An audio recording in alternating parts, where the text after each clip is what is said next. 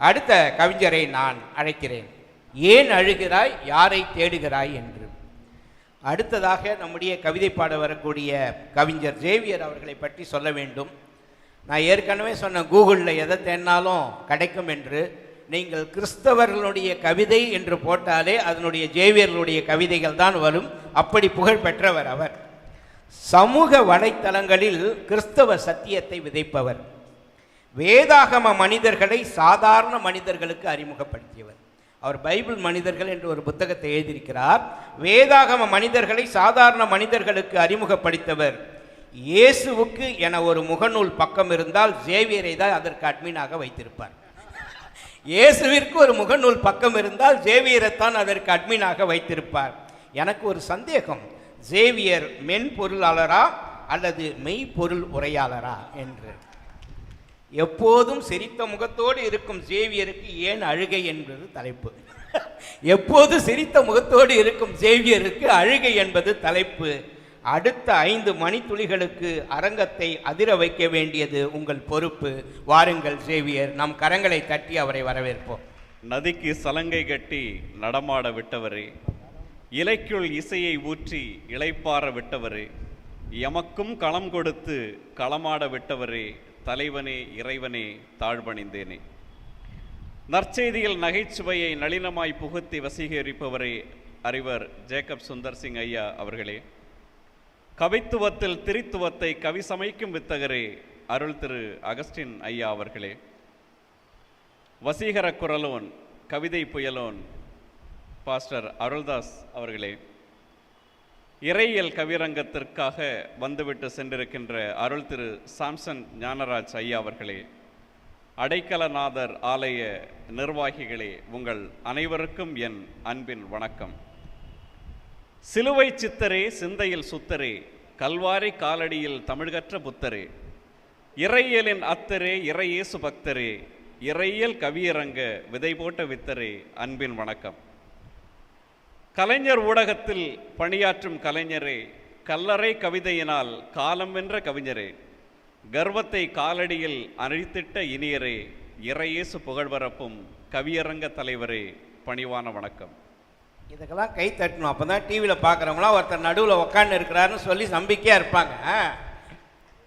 உள்ளம் அன்பில் பழுத்திருக்கும், ஈட்டி முனையாய் எழுத்திருக்கும், இதயம் என்றும் வெளுத்திருக்கும், கவியில் மனிதம் செழித்திருக்கும் அருமை தம்பி கவிபாஸ்கர் அவர்களே, நாவில் தமிழோ நடமாடும், உடலும் நடனம் ஆடிவரும், கவியில் ஆழம் கூடிவரும், கரங்கள் இவரை தேடிவரும் பழம்பெரும் கவிஞர் ராஜ கருணாகரன் ஐயா அவர்களே, சித்தர் பாடல் சித்திரமே, மரபு கவியின் மத்தகமே, தமிழும் படிக்கும் புத்தகமே, மொழிவது எல்லாம் தத்துவமே, விருதுகளின் வியப்பே கவிஞர் பேராசிரியர் மைக்கேல் ஃபாரடே அவர்களே, அதிகாரம் கொண்ட ஆண்டவரை கவிபாட வந்திருக்கும் கவிஞர் பேராசிரியர் அமல் சோஃபியா அவர்களே, எதுகை மோனை விரலாடும், கோவை தமிழில் குரலாடும், சொல்லும் மழகில் மனமாடும், குயிலும் கூட தடுமாறும் இணைய கவிப்புயல் கவிஞர் இசக்கிராஜ் ஐயா அவர்களே, முன்னிறக்கே இவ்வளவு நேரமாக என முறைத்து பார்க்கும் இறையியல் கவியரங்க ரசிகர்களே, அனைவருக்கும் அன்பின் வணக்கம். ஏனம்மா அழுகிறாய், யாரை தேடுகிறாய்? கல்வாரியின் காலடியில் கடமை முடித்த களைப்புடன் கவிழ்ந்து கிடக்கிறது இயேசுவை உதறிய சிலுவை. சனியனாய் ஒரு சனிக்கிழமை நேற்றுதான் விடைபெற்று சென்றது. அன்று உலகை படைத்துவிட்டு பரமன் ஓய்வெடுத்தார். இன்று கடமை முடித்துவிட்டு பரமன் ஓய்வெடுக்கிறார். இதோ வாசனை பூசும் மாசையுடன் நேசனை தேடி வருகிறார் மதலேன் மரியாள் கல்லறைக்கு. அந்த கல்லறை யோசேப்பு நிரந்தரத்திற்கு கொடுத்த தற்காலிக தங்குமிடம். ஒரு யோசேப்பு கருவறையில் இயேசுவுக்கு ஆதரவானார், ஒரு யோசேப்பு கல்லறையில் இயேசுவுக்கு ஆதரவானார்.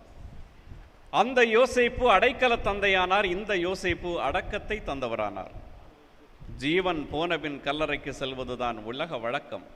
ஜீவனே கல்லறைக்கு சென்றது இங்கே மட்டும்தான். பாலஸ்தீனத்தில் ஒரு பழக்கம் உண்டு. பிரியத்துக்குரியவர்கள் இறந்து விட்டால் கல்லறைக்கு சென்று 3 நாட்கள் கசிந்துருகி கண்ணீர் விடுவார்கள்.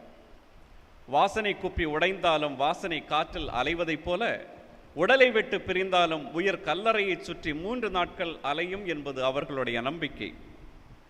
நேற்று ஓய்வு நாள். ஓடி வந்து அழுவது கூட ஓய்வு நாள் சட்டத்திற்கு ஒவ்வாமை. எனவே இதோ அதிகாலையில் வந்திருக்கிறார்கள் நறுமண நங்கைகள். காவலர்கள் தடுக்கலாம், ஏன் தலையையே எடுக்கலாம், எனினும் தயக்கமின்றி வந்திருக்கிறார்கள் கல்லறைக்கு. இந்த கல்லறை சற்று வித்தியாசமானது. சீழ் வைத்த மனங்கள் கல்லறைக்கு சீல் வைத்தன, காவலுக்கு ஆள் வைத்தன, கரங்களிலே வாள் வைத்தன. ரோம முத்திரை அதிகாரத்தின் அடையாளம். மீறி உடைப்பது மன்னிக்க முடியாத குற்றம். படைகளின் ஆண்டவருக்கு இங்கே படை வீரர்கள் காவல் இருக்கிறார்கள். செல்வம் நிறைந்து கிடக்கும் கல்லறைகளுக்கு காவல் இருப்பதுதான் உலக வழக்கம். இங்கே பொக்கிஷமே புதைந்து கிடப்பதால் வீரர்கள் காவல் இருக்கிறார்கள். காவலர்களின் தலைவன் பெர்டோனியஸ் என்றும் கல்லறைக்கு 7 மெழுகுச் சீல்கள் வைக்கப்பட்டதாகவும் சொல்லி பேதுருவின் நற்செய்தி எனும் தள்ளுபடியாகவும் நம்மை வியப்பில் தள்ளுகிறது. 7 சீல்களை திருவெளிப்பாட்டில் உடைப்பதற்கு முன் கல்லறையில் உடைக்கிறார் இயேசு. வெளிப்படுத்தின விசேஷத்திற்கு முன் வெளிப்படும் விசேஷத்தில் முத்திரைகள் உடைந்து தெரிக்கின்றன. நல்லா கை தட்டலாம். ஒவ்வொரு கவிதைகளும் முத்து முத்தாக இருக்கிறது.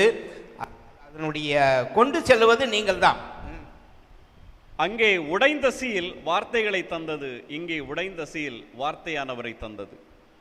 மனித கரங்கள் உருட்டி அடைத்ததை விண்ணக விரல்கள் புரட்டி முடித்தன.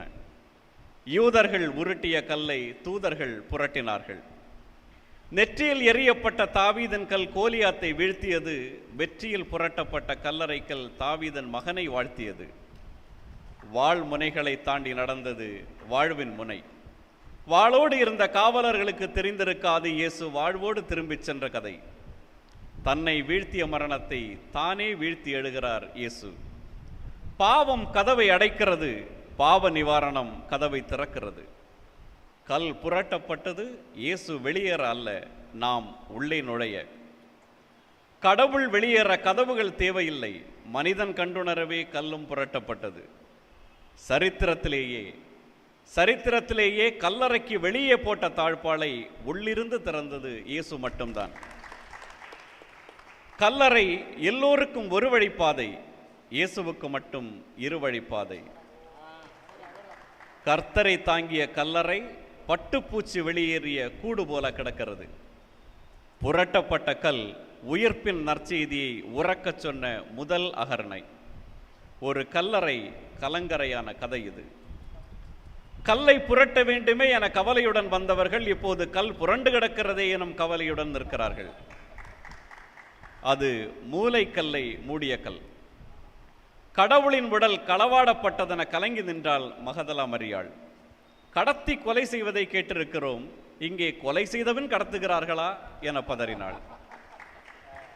கல்லறை திருட்டு அந்த காலத்தில் பிரபலம். உடைகளுக்காகவும் உடைமைகளுக்காகவும் உடல்களை கல்வர்கள் கவர்ந்து செல்வதுண்டு.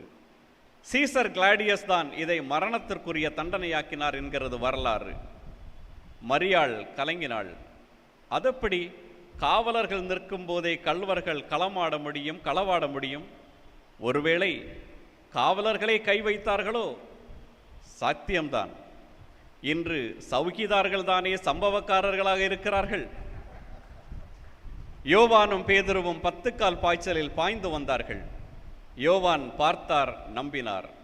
முதலில் வந்தவர் மதலைன் மரியாள் தான், ஆனால் முதலில் நம்பியவர் யோவான்.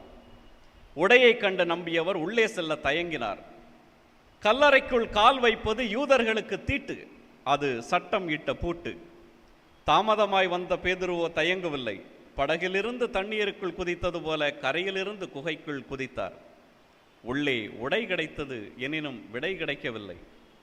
உடலை திருடுபவர்கள் உடையை கழற்றி வைப்பார்களா என்ன?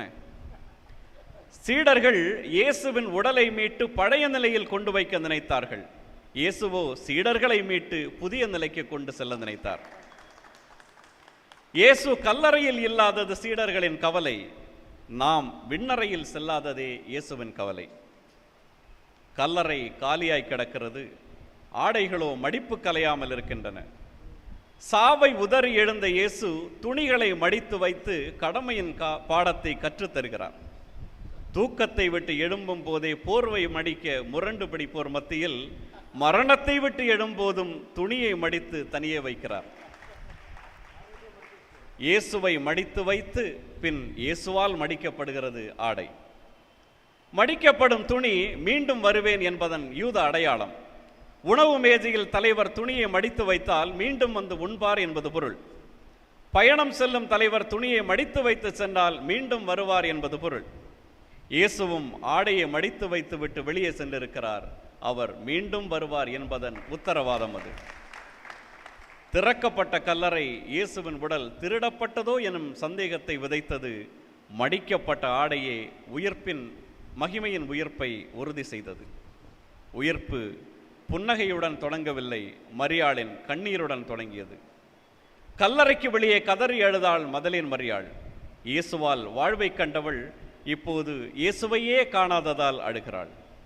இயேசுவால் பேய் விரட்டப்பட்டவள் இப்போது இயேசுவையே விரட்டி விட்டார்களே என விசும்புகிறாள். அவளது தேடல் எல்லாம் எண்ணப்படாத விவிபேட் ஒப்புகை சீட்டு போல ஓரமாய் கிடக்கிறது. கல்லறையின் குறுகிய வாயிலுக்குள் எட்டி பார்த்தார். கால் மாட்டிலும் தலைமாட்டிலும் 2 வானதூதர்கள் இருந்தார்கள். விடுதலை பயணத்தில் இரக்கத்தின் இருக்கையில் 2 கேருபீன்கள் இருக்கும். இங்கே இரக்கம் இருந்த இருக்கையில் 2 வானதூதர்கள். ஏனம்மா அழுகிறாய்? வானதூதர்கள் கேட்டார்கள். இதென்ன கேள்வி? நான் அழக்கூடாதா? என் வாழ்வின் மையமாக இருந்தவர் மாயமாகி இருக்கிறார். என் கனவுகளை அந்த கந்தக கல்வாரி கரைத்து குடித்து விட்டது. என் நம்பிக்கை என் கைகால்களில் ஆணிகள் ஆவேசமாய் இறங்கிவிட்டன.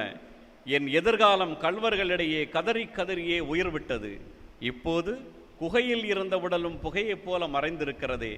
அனைத்தையும் இழந்து நிற்கும் நான் அழக்கூடாதா?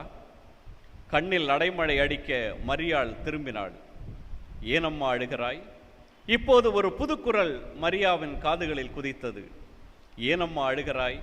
இயேசுதான் பேசினார். நான் விரட்டிய பேய்கள் மீண்டும் உன்னிடம் திரும்ப போவதில்லை, அழாதே. நான் புரட்டிய உன் வாழ்க்கை மீண்டும் பாவத்தில் புரளப் போவதில்லை, அழாதே. நான் மரணத்தால் விழுங்கப்பட்டு மறைந்து போகவில்லை, அழாதே. அந்த குரலில் கூறாத அர்த்தங்கள் எல்லாம் கூர்மையாயிருந்தன. மரியாளின் இமைகளின் வழியே நயாகரா நகர்ந்து கொண்டிருந்ததால் எதிரே நிற்பவர் இயேசு என்பதை அவர் அறியவில்லை. யாரை தேடுகிறாய்? அடுத்த கேள்வி அன்புடன் சந்தித்தது. எதை தேடுகிறாய் என்றல்ல, யாரை தேடுகிறாய் என்றே கேட்டார் இயேசு. அவள் உடலை தேடி ஓடினார். அவர் உடலில் உயிர் ஊற்றி எடுத்து வந்திருந்தார். தோட்டத்தில் நின்றிருந்த மரியாவுக்கு இயேசு தோட்டக்காரராய் தெரிந்தார். ஐயா, அவரது உடலை நீர் எடுத்தீரா? சொல்லும், நான் எடுத்துக்கொள்வேன், மரியா கேட்டாள். எங்கே அழுத்தினாலும் வாக்கு அங்கே விழுவதைப் போல என்ன கேட்டாலும் உயிரற்ற உடலுக்கே வந்து நின்றாள் மரியாள். மரியா! கவலையின் கல்லறையில் தொலைந்து போன ஆடாய் நின்றிருந்தவளை இயேசு அழைத்தார். இயேசுவின் அழைப்பில் மரியாளின் மனதை அடைத்திருந்த கல் புரட்டப்பட்டது, இருள் விரட்டப்பட்டது. ஸ்திரீயே என்றபோது தோட்டக்காரராய் தெரிந்தவர் மரியா என்றபோது தொழுகைக்காரராய் மாறினார். அவள் கவலைகளை உதறி குதித்தெழுந்தாள். ரபூனி என்றழைத்து பரவசத்தியில் பற்றி எழுந்தாள்.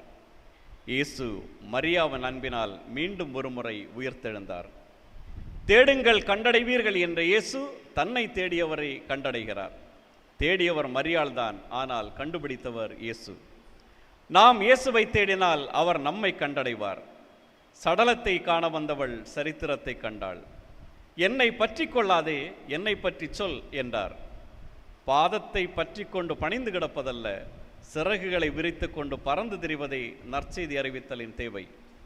அதற்கு இயேசுவை பற்றி அறிவதல்ல, இயேசுவை அறிவதே முக்கியம். மரியா உயிர்ப்பின் நற்செய்தியை முதலில் உரைத்தவரானார். கொண்டு வந்திருந்த நறுமணப் பொருட்கள் தேவையற்று போக உயிர்ப்பின் நறுமணத்தோடு திரும்புகிறார் மரியாள். கனிகளின் தோட்டம் பிரித்ததை இதோ கல்லறை தோட்டம் இணைக்கிறது. காலியான சிலுவை அல்ல, காலியான கல்லறை அல்ல, தூதர்களின் மொழி அல்ல, இயேசுவின் அழைப்பு மரியாவை நம்ப வைத்தது. இயேசுவை சந்திப்பதே உயிர்ப்பின் அனுபவம். அன்று பெண்களின் சாட்சி செல்லுபடியாகாது. எனினும் பெண்ணுக்கே முதல் காட்சி அளிக்கிறார் இயேசு. தனது இருப்பை நிரூபிப்பதல்ல, தனது அன்பை நிரூபிப்பதே இயேசுவின் விருப்பம். ஏன் அழுகிறாய்? யாரை தேடுகிறாய்? இன்றும் நம்மை நோக்கி இயேசுவின் குரல் நீள்கிறது. நான் ஏன் அழுகிறேன்? என் தன்னல தேடல்கள் தடைபடும் போது அழுகிறேனா? பொதுநல பார்வை உடைபடும் போது அழுகிறேனா? என் பகட்டு வாழ்வு சரியும் போது அழுகிறேனா, ஏழையின் குடிசை வாழ்வு எரியும் போது அழுகிறேனா? என் அமைதி வாழ்வு அசையும் போது அழுகிறேனா, ஆதிக்க மனிதத்தை அழிக்கும் போது அழுகிறேனா? நான் யாரை தேடுகிறேன்? ஏதோ ஒரு வானதூதர் வந்து கல்லை புரட்டி போடுவார் என தேவதூதனை தேடுகிறேனா? மனிதத்தின் கடைசி சொட்டும் வறண்டு போகும்போதும் களத்தில் இறங்காமல் கடவுளை தேடுகிறேனா? சிந்திப்போம். கண்ணீர் காயத்திற்கு அடையாளம்தான், களிம்பல்ல. உயிர்த்த இயேசு ஆலய பீடத்தில் சென்று அமரவில்லை, மனிதரின் பணித்தளங்களில் சென்று உறவாடினார். நாமும் சமூகத்தின் விளிம்புகளுக்கு செல்வோம். அந்த ஏழை மனிதரிடம் சொல்வோம், ஏன் அழுகிறாய்? யாரை தேடுகிறாய்? நான் இருக்கிறேன், தோள் கொடுக்கிறேன். நன்றி, வணக்கம். கவியரங்கத்தில் மிக சிறப்பான கவிதையை திரு சேவியர் அவர்கள் தந்திருக்கிறார். குறிப்பாக அந்த கல்லை பற்றிய கவிதைகள் எல்லாம் முத்துக்கள் என்றுதான் சொல்ல வேண்டும். ஒவ்வொரு கவிதையும் அவ்வளவு அருமை. அந்த கல்லறையை சொல்லுகிறார், அது ஒரு வழி பாதை அல்ல, இரு வழி பாதை இயேசுவுக்கு என்று என்பது அற்புதமான ஒரு வரி. இந்த ஆடை கூட்டை பற்றி சொல்லுகிறார். நான் நினைக்கிறேன் அந்த ஆடை கூட்டை விட்டு ஒரு வண்ணத்து பூச்சி தோட்டத்திற்கு சென்று இருக்கிறது என்றுதான் நினைக்கிறேன். ஒரு புதையலை காவல்காரர்கள் காவல் காத்தார் என்று சொல்கிறார்கள். புதைத்தவரை அவர்கள் காவல் காக்கவில்லை, புதையலை காவல் காத்திருக்கிறார்கள் என்பதுதான் உண்மை. கவிதை என்பது நிறைய இருந்தாலும் சேவியர் அவர்களுடைய கவிதை நிறைவாக இருந்தது. அவருக்கு நம்முடைய பாராட்டுக்கள். என்னென்று சொன்னால், கவியரங்கத்தில் நீங்கள் எப்படி ரசிக்கிறீர்கள் என்பதை வைத்துத்தான் அவருக்கான கைத்தட்டல்களும் அவருக்கான மதிப்பும் இன்னும் அதிகமாக உயரும். அந்த வகையிலே சேவியர் அவர்கள் இன்னைக்கு ஒரு வித்தியாசமான கவிதையோடு வந்தார். அதுவும் வித்தியாசமான செட்டப்போடு வந்தார். முடியை கொண்டை போட்டிருக்கிறார் அவர். அவர் சொன்னார், கொண்டையை பார்த்தால் என் மனைவி சண்டை போடுவாள் என்று. இந்த கவிதையை கேட்ட பிறகு அவர்கள் இனி உங்களிடம் சண்டை போட மாட்டார்கள் என்று உறுதி அளிக்கிறேன். சேவியருக்கு ஒரு பலத்த கைத்தட்டல் கொடுங்க.